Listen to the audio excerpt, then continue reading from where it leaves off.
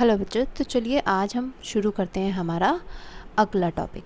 हमने अभी तक जो पढ़ा था वो पढ़ा था परमाणु और इससे हमने पढ़ा था इलेक्ट्रॉनिक विन्यास। मैंने बताया था इलेक्ट्रॉन ऐसे लिखते हैं, मैंने इसमें इलेक्ट्रॉनिक विन्यास just for the short form, time बचाने के लिए, ठीक है। तो विन्यास इसको बोलते हैं कॉन्फ़िगरेशन। मेरे बहुत सारे बच्चे हैं जो इंग्लिश में भी पढ़ते हैं, ठीक है। चलो, इलेक्ट्रॉनिक विन्यास बोले तो कॉन्फ़िगरेशन। हम लोगों ने इलेक्ट्रॉनिक कॉन्फ़िगरेशन निकालना सीखा था। इलेक्ट्रॉनिक कॉन्फ़िगरेशन बेसिकली होती क्या है कि हम इलेक्ट्रॉन्स को एक परमाणु में किस तरीके से डिस्ट्रीब्यूट करते हैं। मुझे पता है कि एक एटम में हमारा नाभिक होता है, उसके चारों ओर जो चक्कर लगाते हैं वो लगाते हैं इलेक्ट्रॉन्स, जस्ट लाइक जैसे हमारे सन के चारों ओर चक्कर लगाते हैं हमारे सारे प्लैनेट्स। किस में? अपनी ऑर्बिट्स में, अपनी फिक्स ऑर्बिट्स में, जैसे अपनी फिक्स कक्षा में।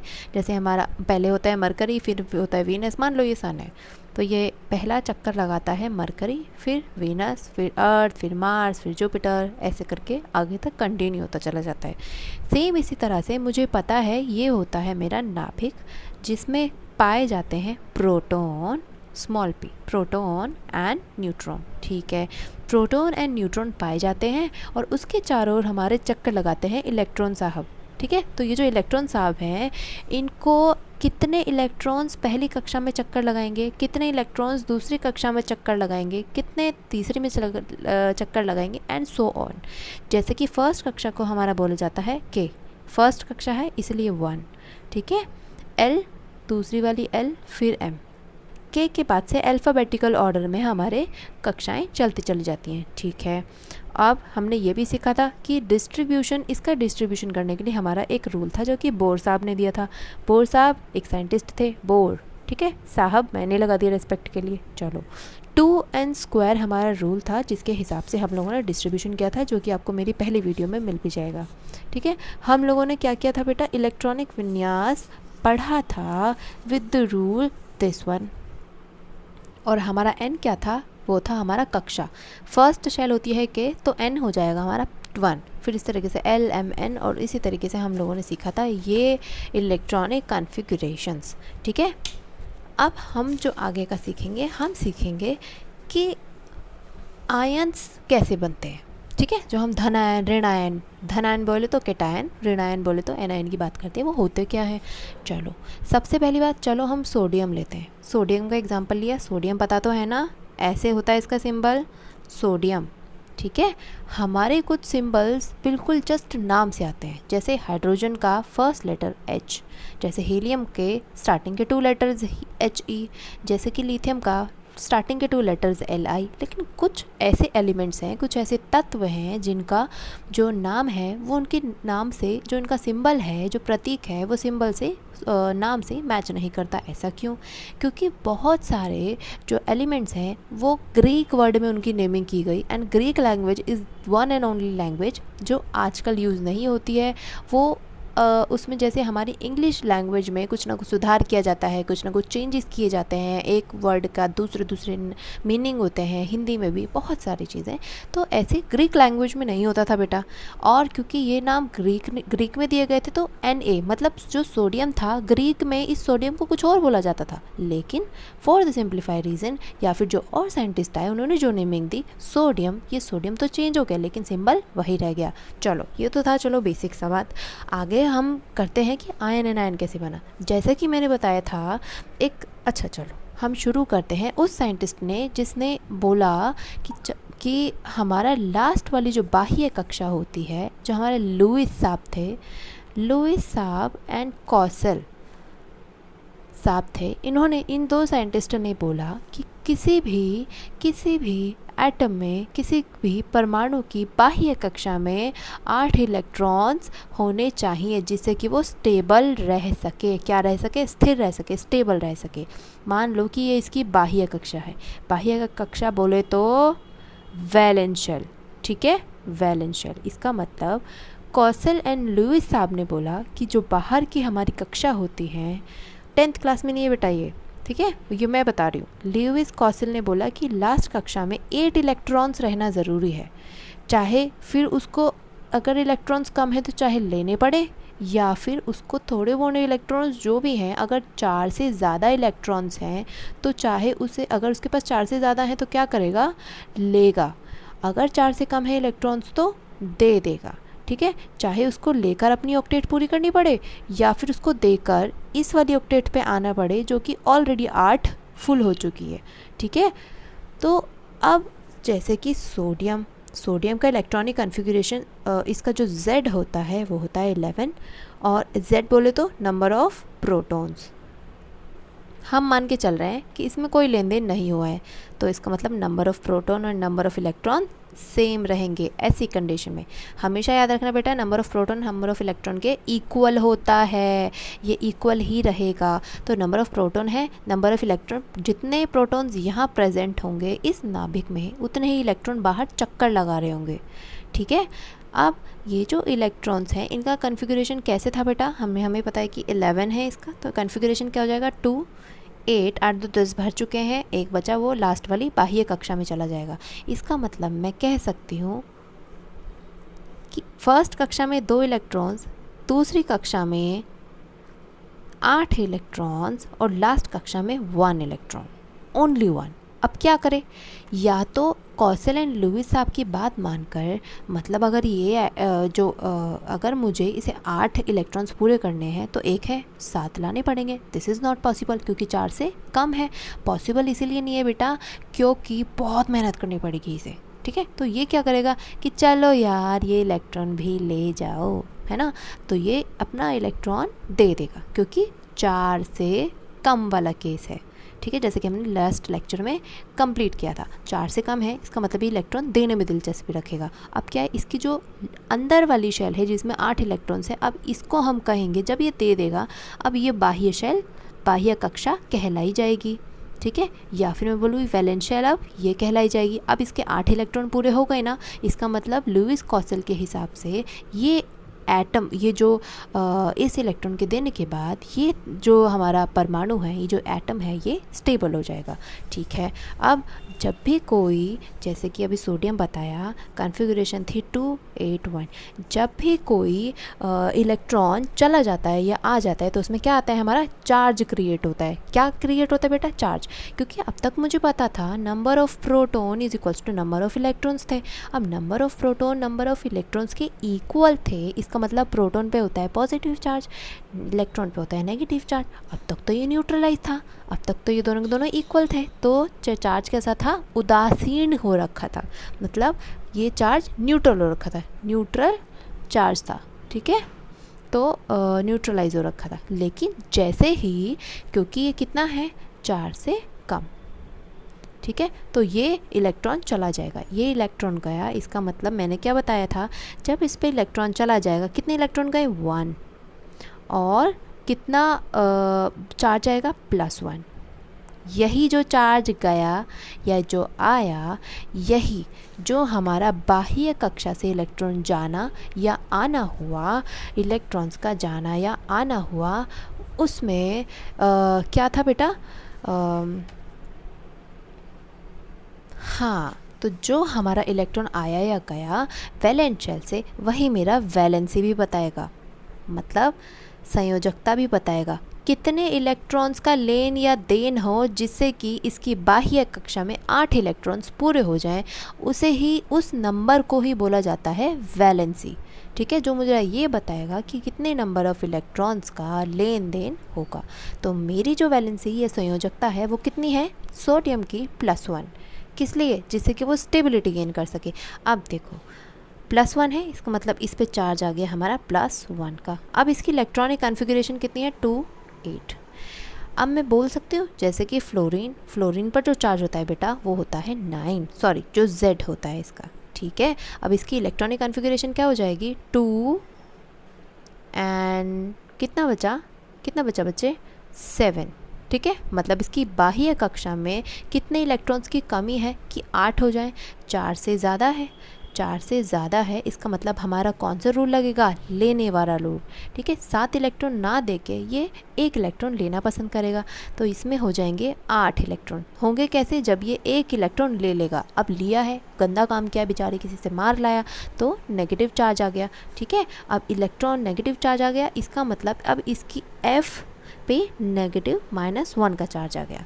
अब ये क्या है, ये 2 और 8, इसकी इलेक्ट्रॉनिक कॉन्फ़िगरेशन अब पूरी हो चुकी।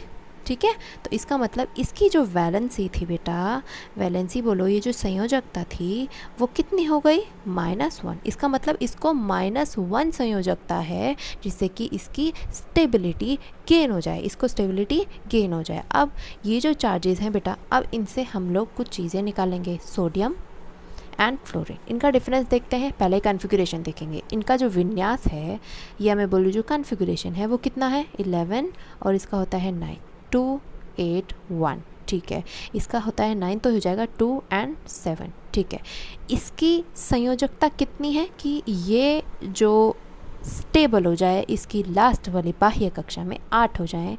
इसकी जो संयोजकता है या मैं बोलूँ जो वैलेंसी है वो कितनी हो जाएगी, वो कितनी हो जाएगी, ये 1 दे देगा तो संयोजकता 1 देगा तो इसका मतलब 1 और देगा तो पॉजिटिव, इसका मतलब इसकी संयोजकता कितनी है, +1। ठीक है, इसकी संयोजकता कितनी है, क्योंकि 4 से ज़्यादा है, 7 इलेक्ट्रॉन बाह्य कक्षा में है, इसको 8 इलेक्ट्रॉन पूरे करने के लिए सिर्फ 1 की आवश्यकता है। ठीक है, क्योंकि ये लेगा तो माइनस चार्ज, इसका मतलब इसकी वैलेंसी है -1 और इसकी वैलेंसी है +1।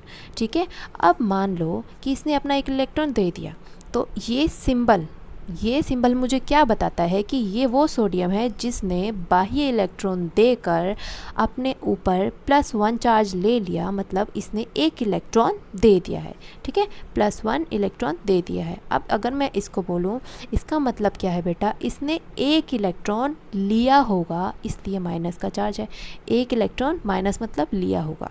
ठीक है, अब इनकी कॉन्फ़िगरेशन, अब बताओ इसमें टोटल इलेक्ट्रॉन्स कितने हो गए होंगे, टोटल इसके वैसे तो इसमें जो नंबर ऑफ़ इलेक्ट्रॉन होते हैं वो होते हैं 11, लेकिन क्योंकि इसने 1 इलेक्ट्रॉन दे दिया है तो इसमें अब टोटल इलेक्ट्रॉन कितने होंगे, 10। मतलब Na+ में नंबर ऑफ़ इलेक्ट्रॉन्स कितने हैं, 10।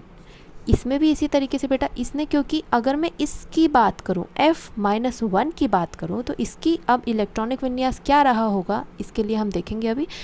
वैसे तो एक्चुअली फ्लोरीन में होते हैं 9, लेकिन क्योंकि इसने 1 इलेक्ट्रॉन माइनस मतलब लिया है, तो इसका मतलब 1 इलेक्ट्रॉन लिया है तो टोटल तो इसके पास 9 होते हैं, लेकिन 1 इलेक्ट्रॉन लिया है तो 1 इलेक्ट्रॉन प्लस हो जाएगा।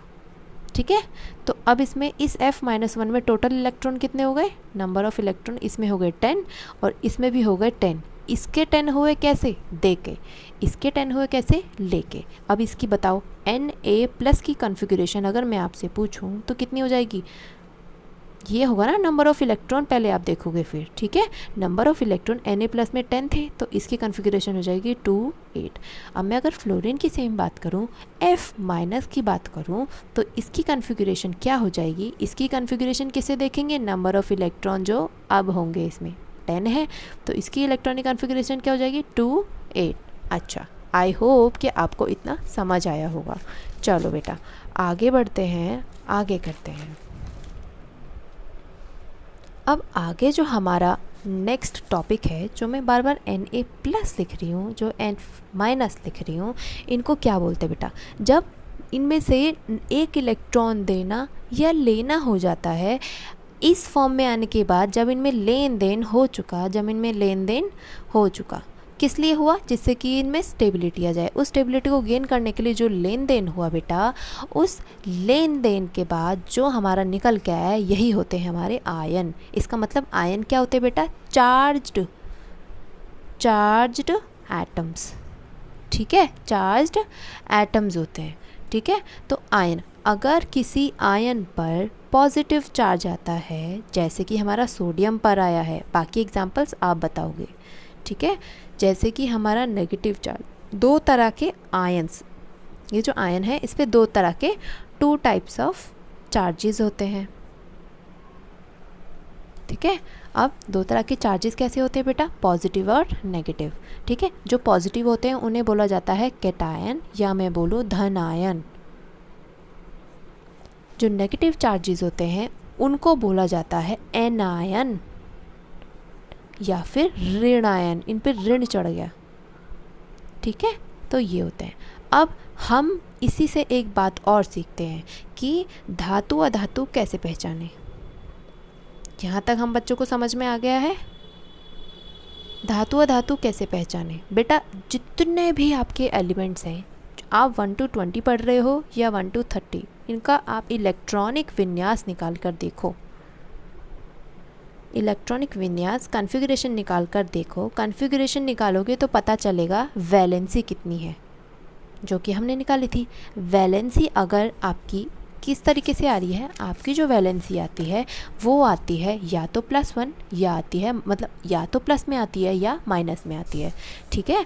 तो अगर आपकी जो वैलेंसी है, अगर वैलेंसी बोले तो वो नंबर जो हमें ये बताएगा कि कितने इलेक्ट्रॉन्स का लेन देन हुआ है, ठीक है, लेना हुआ या देना हुआ। अगर वैलेंसी पॉजिटिव है, माने अगर वो कैटायन है या मैं बोलूँ धन आयन है हिंदी में, तो वो क्या होंगे, वो सब मेटल्स कहलाते हैं, बोले तो धातु, ठीक है। जितने भी ऐसी वैलेंसी, ऐसे एलिमेंट्स, ऐसे तत्व, ऐसे परमाणु जिनकी वैलेंसी इलेक्ट्रॉनिक कॉन्फ़िगरेशन करने के बाद वैलेंसी जो निकाली, वो वैलेंसी अगर मेरी नेगेटिव आती है, उन्हें बोला जाता है एनायन या ऋण आयन। वो सारे के सारे तत्व जिन पे नेगेटिव तरह की वैलेंसी आती है वो सारे होते हैं अधातु, या मैं बोलूँ नॉन मेटल्स। आया समझ में, ठीक है। जैसे फॉर एग्ज़ाम्पल हम आज एग्ज़ाम्पल भी कर लेते हैं। हाइड्रोजन तो एक केस ही अलग है। चलो,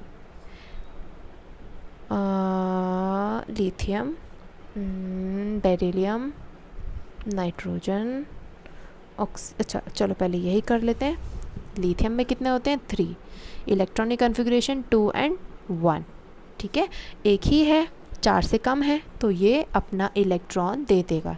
कितने देगा, 1, क्योंकि दिया है तो पॉजिटिव चार्ज, तो इसकी जो वैलेंसी है वो कितनी आ गई, पॉजिटिव की 1। इसकी वैलेंसी पॉजिटिव है तो इसका मतलब लिथियम कैसा है, धातु है।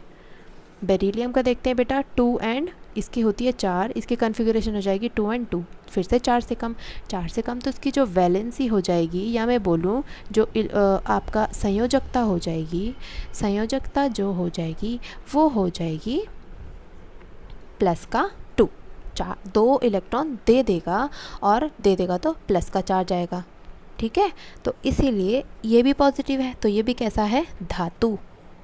अगर मैं अब फ्लोरीन की बात करूं, फ्लोरीन में होते हैं 9, इसका मतलब 2, 7। अब इसका ऑक्टेट पूरा करने के लिए 4 से ज़्यादा वाला रूल लगेगा। 4 से ज़्यादा लास्ट लेक्चर में देखने बेटा, 4 से ज़्यादा का रूल समझ आ जाएगा। 4 से ज़्यादा है, इसका मतलब इलेक्ट्रॉन लेने में दिलचस्पी रखेगा। कितने इलेक्ट्रॉन्स लेगा, 1, क्योंकि इसको सिर्फ 1 की आवश्यकता है, तो 1 लेगा, इसका मतलब 1 इलेक्ट्रॉन लेगा, तो मतलब माइनस। इसकी जो वैलेंसी हुई वो कितनी हुई, -1, माइनस है, इसका मतलब फ्लोरीन एक अधातु होता है। समझ आया।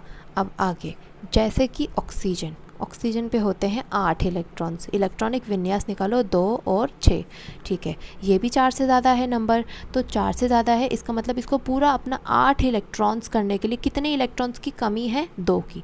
तो 2 की कमी है, 2 ले लेगा बाहर से, तो माइनस का चार्ज, इसका मतलब माइनस का है। ऑक्सीजन भी हमारी अधातु होती है, समझे। जो ऑक्सीजन आप रोज़ पी रहे हो, सूंघ रहे हो, जिसके दम पे आप लोग ज़िंदा हो, हम सब ज़िंदा हैं, वो क्या है, एक अधातु है, ठीक है। अब आपका जो होमवर्क है बेटा, आप मुझे कमेंट सेक्शन में बताओगे कि एक सोडियम क्या होता है, मैग्नीशियम क्या होता है, पोटेशियम क्या होता है, कैल्शियम क्या होता है और नाइट्रोजन क्या होता है। इन सब का आपको बताना है, इनमें से कौन मेटल है, कौन नॉन मेटल है, कौन धातु है, कौन अधातु है। होप कि आप सबको ये लेक्चर समझ में आया होगा। अगर समझ में आया है तो मुझे कमेंट बॉक्स में बताएं या फिर मुझे ग्रुप में पर्सनली बताएं।